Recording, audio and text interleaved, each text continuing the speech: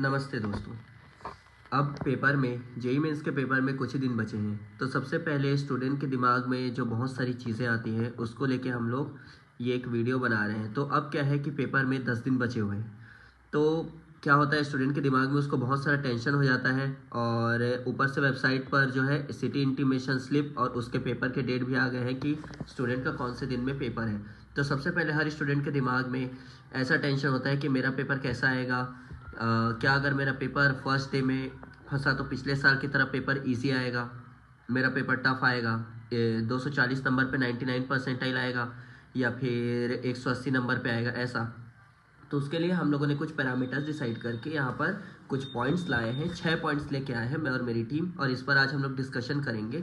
तो सबसे पहला पॉइंट है कि टेंशन हो रहा है। अब इस पॉइंट पे टेंशन होना एक नॉर्मल बात है, लेकिन टेंशन आपको लेना नहीं है। देखो, टेंशन लेने से क्या होगा, आप टेंशन लेके दो चीज़ें वेस्ट कर रहे हो, एक अपना टाइम और दूसरा अपना पोटेंशियल।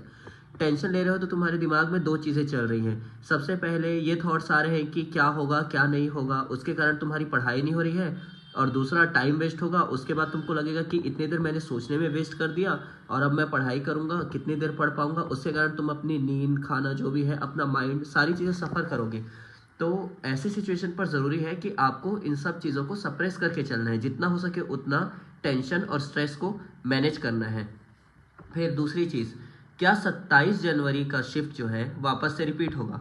तो देखो, पेपर में क्या होता है, जब से एनटीए आया है जेईई मेंस का पेपर लेके, जो शुरुआत के शिफ्ट है वो कंपैरेटिवली लास्ट के शिफ्ट से इजी होते हैं। लेकिन इजी का मतलब क्या है, जैसे कोई भी शिफ्ट इजी है तो उसमें सारे स्टूडेंट्स अच्छे से परफॉर्म करेंगे और जो कट ऑफ होता है वो हाई साइड पे रहता है। वेयर एज जो लास्ट के शिफ्ट होते हैं उनको टफ इसलिए कहा जाता है क्योंकि उसके जो कट ऑफ है वो लोअर साइड पे टेक प्लेस करते हैं, क्योंकि उसके क्वेश्चन थोड़े से टफ होते हैं। तो आप इसमें दो चीज़ कर सकते हो। आप अपना मॉक टेस्ट जो अभी दिला रहे हो उससे आप अपने स्कोर्स के अकॉर्डिंग पेपर को प्रिडिक्ट करो मेंस में। अगर लेट सपोज मैथ्स में आपके अभी 30 मार्क्स आ रहे हैं या 60 मार्क्स आ रहे हैं, 30 मार्क्स लेके चलते हैं, और अगर आपके मेंस के पेपर में 40-50 नंबर आ रहे हैं, तो आप ये सोच के चलो कि मेरा जो पेपर है वो कंपैरेटिवली इजी है, इजी शिफ्ट है, तो मैं इसमें स्कोर कर सकता हूँ। ऐसे आप अपना शिफ्ट को प्रिडिक्ट कर सकते हो, बट इससे ज़्यादा कुछ होता नहीं है। मैंने मेरे टाइम पे यही गलती करी थी कि ये सारे जो टेंशन है, ये स्ट्रेस है, और मेरा पेपर कैसा आएगा, क्या इजी आएगा क्या टफ आएगा, उसी में टाइम निकाल दिया था। तो इस चीज़ को मैं फेस कर चुका हूँ। तो आप लोगों को यही बोलूँगा कि इसको फेस करके कुछ सोच के मतलब नहीं है, क्योंकि सोच के आप लोग कुछ इसको कर नहीं सकते। तुम्हारे दिमाग में अगर आएगा कि मेरा शिफ्ट इजी आ जाए, तो ऐसा कहने से या दिमाग में सोच लेने से शिफ्ट इजी नहीं आएगा। सबसे पहले तो तुमको पढ़ना होगा, ठीक है, अभी के लिए। अब तीसरा पॉइंट है paper difficulty as per dates. तो शुरुआत के जो पेपर है वो थोड़े से इजी आएंगे लास्ट के पेपर से। ऐसा हर साल होता है, तो सोच सकते हो कि इस साल भी ऐसा होगा, बट गारंटीड कहना ज़रूरी, गारंटीड हम लोग कुछ कह नहीं सकते इस चीज़ पे। लेकिन जब से एनटीए आया है तब से उनका एक पेपर तो इजी होता ही है, जितने भी शिफ्ट होते हैं उसमें उनका 1 से 2 शिफ्ट इजी रहता है। फिर चौथा पॉइंट है कि 22 जनवरी 22 जनवरी के जो स्टूडेंट्स हैं, क्या उनको मैक्सिमम स्ट्रेस होगा। तो देखो, स्ट्रेस उनको होगा, क्योंकि सबसे पहले तो वो पेपर की शुरुआत कर रहे हैं। फर्स्ट डे फर्स्ट शिफ्ट में उनको पता नहीं कि पेपर में क्या क्वेश्चन आने वाले हैं। उनके थ्रू दूसरों को पता चलेगा, जो लास्ट में पेपर दिलाएंगे उनको पता चलेगा कि कैसा आ रहा है पेपर। तो उनके लिए हाँ स्ट्रेस ज़्यादा होगा, बट उनके लिए एक ऐसा एडवाइस है कि वो भी स्ट्रेस लेके कुछ कर नहीं सकते, बस उनको अभी ध्यान देना है अपने परफॉर्मेंस पे, अपना मैक्सिमम पोटेंशियल उनको रीच करना है, क्योंकि उसी से वो लोग पेपर में स्कोर कर पाएंगे। स्ट्रेस लेने से कोई फ़ायदा नहीं है। स्ट्रेस लेने से ना उनका पेपर इजी आ जाएगा, ना उनका पेपर टफ आ जाएगा। तो अभी वो अपनी सिर्फ परफॉर्मेंस पे ध्यान दे सकते हैं। हाँ, ये है कि उनको बाकी लोगों के कंपैरिजन में थोड़ा ज़्यादा स्ट्रेस होगा स्कोर्स को लेके। फिर अगला पॉइंट है 29 जनवरी विल बी टफेस्ट।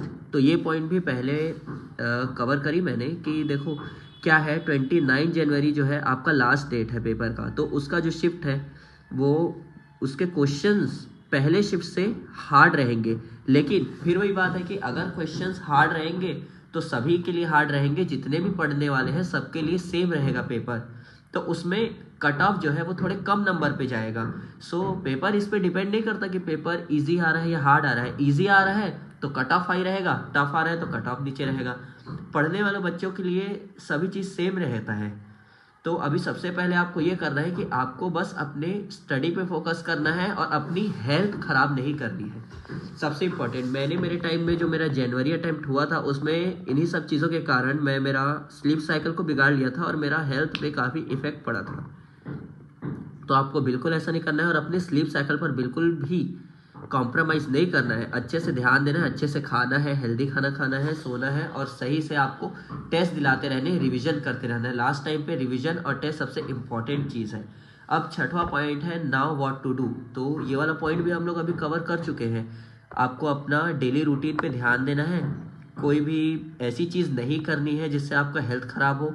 हेल्थ को अपना प्राइम फोकस रखना है। सेकंड, अपना स्लीप साइकिल मेंटेन करना है। और थर्ड, आपको अपनी पढ़ाई पे फोकस करना है। ये नहीं सोचना है कि मेरा पेपर कैसा आएगा, ये क्या होगा, ऐसे कैसे होगा, ये 10 दिनों में हम लोग ये 10 क्वेश्चन कर लें, उधर फलाने से क्वेश्चन कर लें और हमारे नंबर आ जाए। ये आपको नहीं करना है। आपको बस अपने स्टडी मटेरियल पे फोकस रहना है और जितना पढ़े हो खुद पर विश्वास रख के एग्ज़ाम दिलाने जाना है। और पैनिक मत होना, वरना ऐसा होता है कि एग्ज़ाम सेंटर में आप अगर पैनिक कर दो तो वेरिफिकेशन के टाइम पे भी आप अपना साइन गलत कर दोगे या कुछ भी कर दोगे। मेरे शिफ्ट में ऐसा हुआ था। एक जो एस्पायरेंट था जो एग्ज़ाम दिलाने आया था वो अपना साइन नहीं कर पा रहा था सही से ड्यू टू स्ट्रेस। तो आपको ऐसा नहीं करना है, वरना आप ही का टाइम वेस्ट होगा इन सब के चक्कर में। तो इन्हीं सब चीज़ों को ध्यान रखना है और आपको अपना प्रिपरेशन बहुत अच्छे से करना है। अगर आप अपना फुल पोटेंशियल देते हो तो अगर ये शिफ्ट आपका ख़राब भी जाता है, कंपैरेटिवली थोड़ा डाउन जाता है, तो आप अप्रैल शिफ्ट में दबा के मार्क्स स्कोर कर दोगे। और उसके अलावा अगर बोर्ड स्टूडेंट्स हैं तो उनके लिए तो फिर ये बूस्टर होगा अगर अच्छा जाता है तो।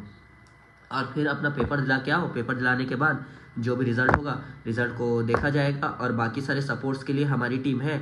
नीचे हमारा जो डिस्क्रिप्शन है उसमें आपको हमारे टेलीग्राम का लिंक मिल जाएगा, वहाँ जाके ज्वाइन करो। जेई मेंस के लिए सारे रिसोर्सेस, मॉक पेपर, सारी चीज़ें आपको मिल जाएंगी।